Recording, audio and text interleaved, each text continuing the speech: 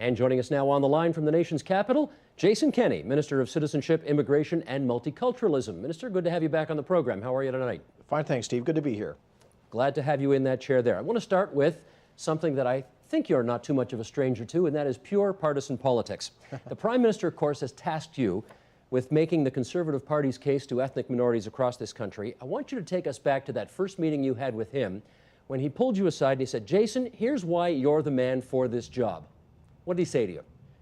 Well, actually, I could go back about 12 or 14 years to when he was a Reform Party backbench opposition MP, and I was at the Canadian Taxpayers Federation, and I remember us having conversations then about the future of the Conservative movement in Canada, and I was very passionate in my view that the future should lie through Canada's ethnic diversity, through immigrant communities, and my view was premised on the reality that most new Canadians are pretty conservative in their values. Fiscally conservative, they're entrepreneurs and hardworking people who don't like high taxes or burdensome red tape.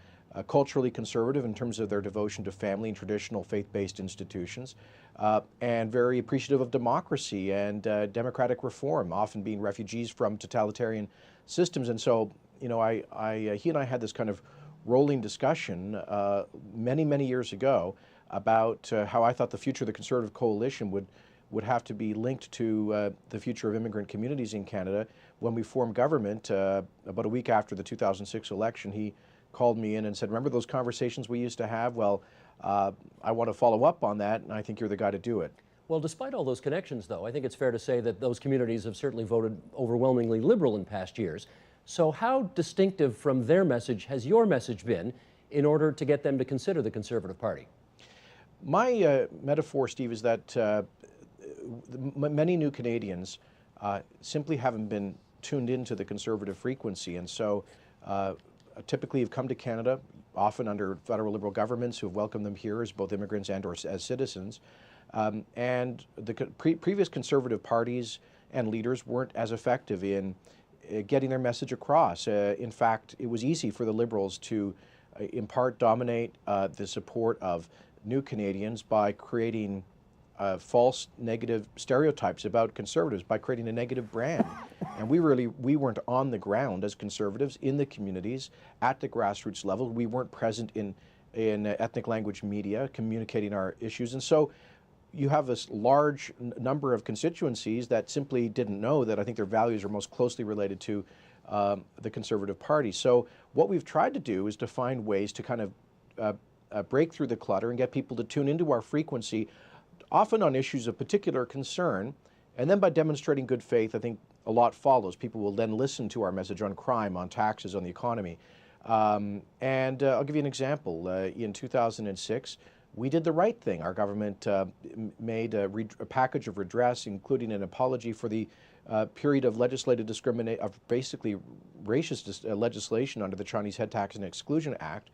That was extremely well received in the Chinese community, not just the old stock Chinese community, but new Canadians of Chinese origin. And they saw in Stephen Harper someone who got it, who understood some of the particular struggles they had faced in their history in Canada.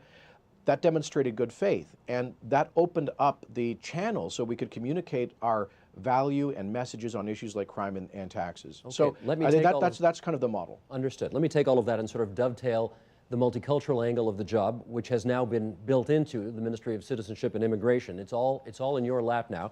And read a quote of yours, and then I'll come back with a question.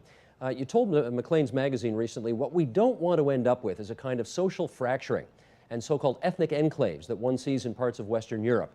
You can't just maintain the highest level of immigration in the world in relative terms without being very deliberate about helping people to integrate successfully and quickly, because ultimately, liberal, small l liberal, society depends on a shared sense of small l liberal values, and hopefully a sense that we have a common enterprise here. What are the Western European examples that concerned you there that you were referring to? Well, I think it's pretty obvious. You know, we've seen the kind of social exclusion and subsequent violence that we've seen in the Paris suburbs, in some of the northern British cities, in cities elsewhere in parts of Europe, where large immigrant populations have felt like they've been locked out of economic and social opportunity. where the host societies have not perhaps been as welcoming as they could be, and where this is there's consequently you've ended up with a kind of parallel communities, as they say in Britain, or social ethnic enclaves, as others call them, where bad things can happen. And we want to avoid that in Canada. So far, we've been pretty successful. Not perfect, but pretty darn successful. In which case, let me do the follow-up, which is, are you worried that in your attempts to create I don't know, rigid is the right word, but let me use it for argument's sake, a more rigid definition of what it means to be a Canadian citizen will merely enhance or lead to that which you are trying to avoid, which Western Europe seems not to have been able to avoid? Look, I think what I'm saying is that we are maintaining the highest relative levels of immigration in the developed world. At 0.8% of our population, 80% of those newcomers are settling in three big cities, our three biggest cities, and there is a tendency, a natural part of the immigration process, for people to settle within communities with which they're most familiar, or they're from their region or country of origin.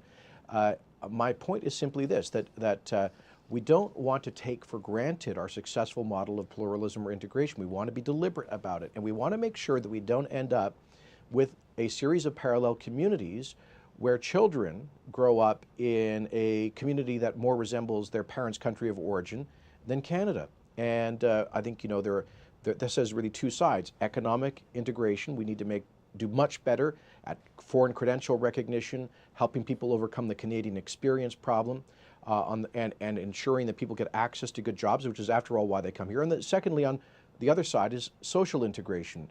We need to make sure that people have a good and clear understanding of the basic values that unite us as Canadians. So while they can celebrate their own particular cultural or faith background, they understand there's a common set of rules, liberal democratic rules, respect for freedom of religion, freedom of expression, equality between men and women, the basic premises of liberal democratic society. That means, I think, better information for newcomers. It means a whole lot of things. Okay, but would you agree that there are too many Canadians coming to this country today from other countries where the respect for those liberal democratic values don't exist and they are not embracing them adequately as they come to Canada? Look, we can always point to isolated examples that might be evidence of that. But are they only isolated examples? It's hard to know, Steve. It's hard to know. I'm simply saying that we want to be very, very deliberate about this. So I often take the example of, it's not simply a question of political values, but basic social and even linguistic integration. If you're a young guy arriving with your parents from China, you live in Richmond, you might go to a school where almost all of the kids speak Cantonese or Mandarin as their first language. That's the language of entertainment at home, on the computer, at the movie theaters, with your peer group.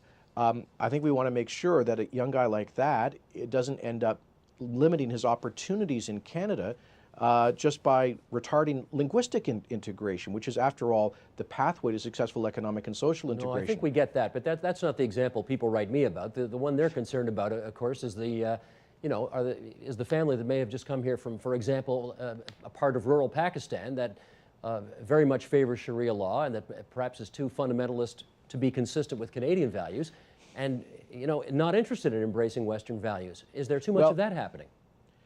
Again, I don't. There's no easy index to say whether there's too much. Perhaps, put it this way: if there are any households in which women are being treated, for instance, as chattel or second-class citizens from whatever background or any country of origin, that is unacceptable. And we need to make sure that people who come to Canada, again, understand our basic values and respect them, respect our laws. That includes, amongst other things, basic gender equality. We've had these cases of apparent honor killings that have happened in Canada in the recent past. These are obviously worrisome. I mean, I've pointed out in that Maclean's interview to which you referred, we had in 1985 a massive terrorist incident, over 300 people, mostly Canadians, killed as a result of religious extremism that was emanating from a different country into Canada. That is unacceptable, and we should tell people they are not welcome to bring those kinds of ideas in Canada, and if they do, they will face the consequences of the law or be shown the door. And so, yes, I think there needs to be, we are a wonderful, warm, welcoming, liberal, pluralistic democracy, but we have to hang together on the basis of certain common values. I don't want to be too alarmist about this, but we need to be clear and consistent in conveying to people the basic values by which we live in Canada. Okay, let me read something here that the Dominion Institute published a couple of years ago. Here are the bullet points on it. 6 in 10 Canadians fail mock citizenship exam, similar to one that immigrants take to become Canadian citizens. 33% more Canadians fail the test today than 10 years ago. 70% of first-generation immigrants pass the test. The Dominion Institute goes on to say these results suggest that by virtue of having taken the citizenship exam at one point in their lives and generally assuming responsibility for learning about their adopted country, immigrants to Canada have accumulated more knowledge about the workings of Canadian government, key moments in Canada's past, and the geography of Canada than the general public. Now, I gather you want to toughen up the citizenship test to make sure that people, consistent with all of what you just said. But I wonder if the bigger problem really isn't people who may have lived here for a lot longer than those who've just arrived. Look, fair point. The reality is that we don't have I'm not the Minister of Schooling for Canada. We don't have a federal jurisdiction for education. I am distressed by the fact that you can graduate from high school in apparently 7 of our 10 provinces without ever having taken a Canadian history class. I agree with Jack Granatstein's thesis on this in Who Killed Canadian History, and what Rudyard Griffith says in Who We Are, in Andrew Cohen in his book on Canadian identity. I agree that we are developing an historical amnesia in this country about our historically grounded democratic institutions, symbols, and values.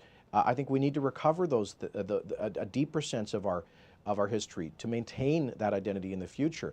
But I'm the Minister for Immigration and Citizenship and Multiculturalism, and so I'm focusing on the areas under my jurisdiction, which include ensuring that new Canadians have a really good understanding of who we are, where we've come from, what our values are.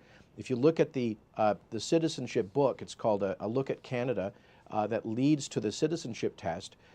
There are 2 pages on basically recycling. There's not one single sentence on Canadian military history. I think there's 2 or 3 sentences on Confederation history. This is totally unbalanced. I mean, it's a kind of almost a parody of a politically correct version of Canadian identity and history. So when's the new test coming in? Hopefully later this year. Want to give us a hint about what some of the new questions might be? Well, if you have to be honest, if you have ideas, I've just been working on it this week. People are welcome if they have ideas about what things they think we should focus on.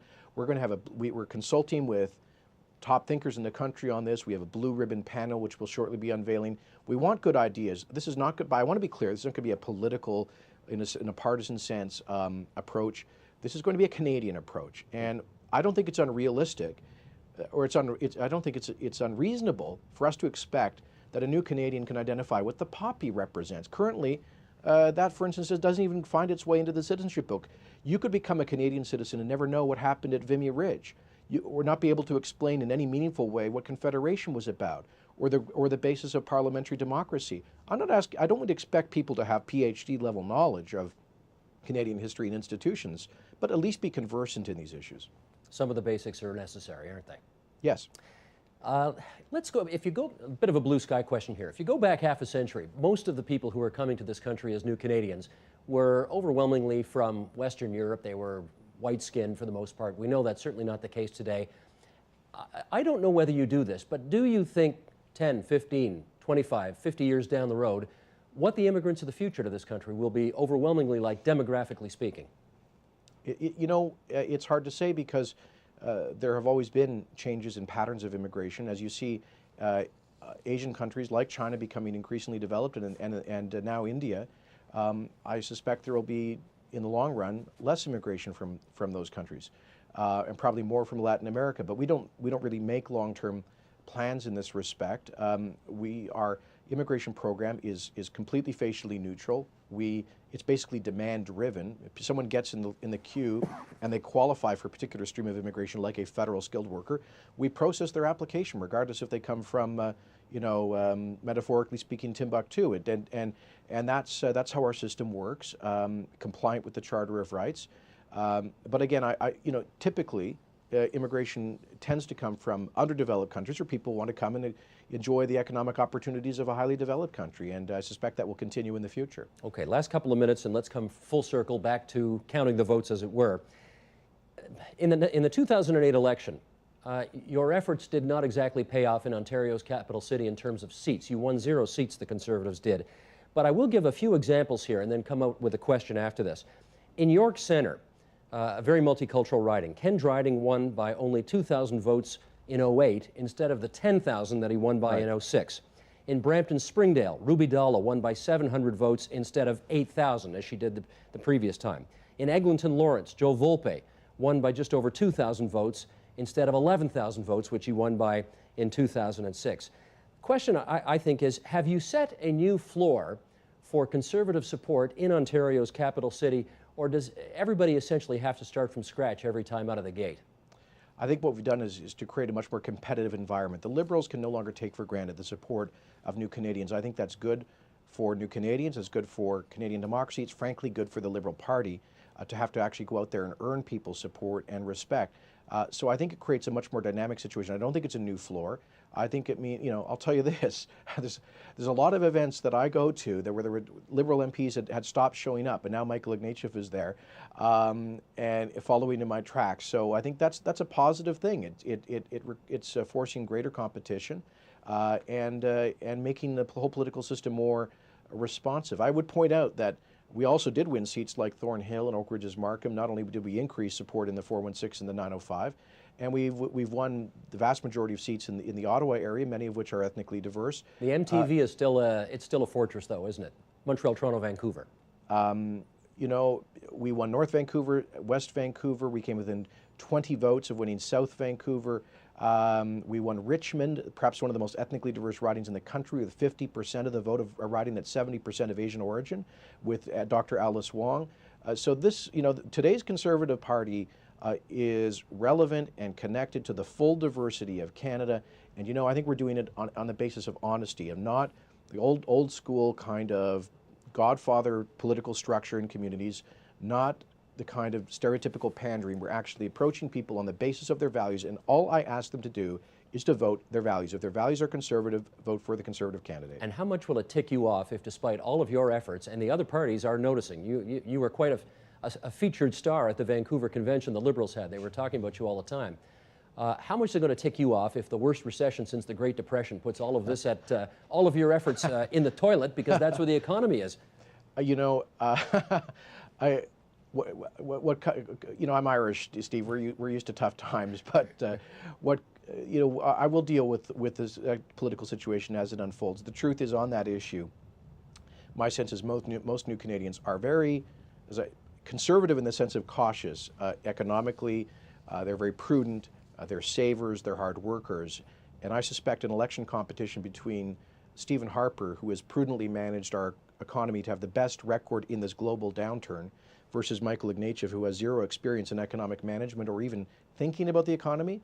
I think that'll be an easy proposition to sell to many new Canadians. So I'm not actually too concerned about that. I'd love another 5 minutes to come back at you with something smart, because I know the Liberals wouldn't accept that characterization of things.